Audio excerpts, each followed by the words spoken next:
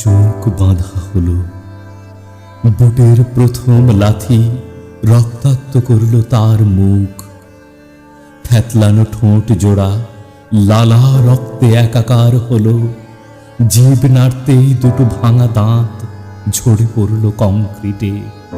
মা, মাগো, চেঁচিয়ে উঠল সে।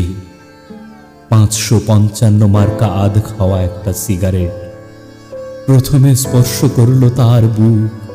পোড়া মাংসের উৎকট গন্ধ ছড়িয়ে পড়ল ঘরের বাতাসে। জ্বলন্ত সিগারেটের স্পর্শ তার দেহে টসটসে আঙুরের মতো ফুসকা তুলতে লাগল। দ্বিতীয় লাথিতে ধনুকের মতো বাঁকা হয়ে গেল দেহ। এবার সে চিৎকার করতে পারল না। তাকে চিৎ করা হলো। পেটের উপর উঠে এলো 2 জোড়া বুট, কালো ও কর্কশ। কারণ সে তার পাকস্থলীর কষ্টের কথা বলেছিল অনাহার ও ক্ষুধার কথা।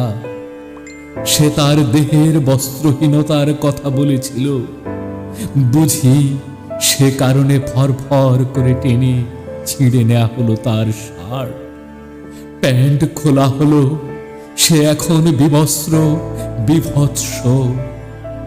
তার দুটো হাত, মুষ্টিবদ্ধ যে হাত মিছিলে পতাকার মতো উড়েছে সক্রোধে, যে হাতে সে পোস্টার সেটেছে, বিলিয়েছে লিফলেট, লোহার হাতুড়ি দিয়ে সেই হাত ভাঙা হলো। সেই জীবন্ত হাত, জীবন্ত মানুষের হাত। তার 10টি আঙুল, যে আঙুলে ছুঁয়েছে সে তার মায়ের মুখ, ভাইয়ের শরীর, প্রেয়সীর চিবুকের তিল। যে আঙুলে ছুঁয়েছে সে তার সাম্য মন্ত্রে দীক্ষিত সাথীর হাত, স্বপ্নবান হাতিয়ার। বাটখারা দিয়ে সে আঙুল পেশা হলো। সেই জীবন্ত আঙুল মানুষের জীবন্ত উপমা। লোহার সাঁড়াশি দিয়ে একটি একটি করে উপড়ে নেওয়া হলো তার নির্দোষ নখগুলো। কি চমৎকার লাল রঙের রক্ত! সে এখন মৃত।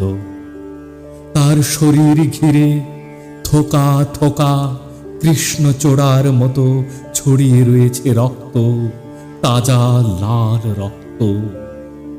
তার থ্যাতলানো একখানা হাত পড়ে আছে দেশের মানচিত্রের ওপর, আর সে হাত থেকে ঝরে পড়ছে রক্তের দুর্বিনীত লাভা।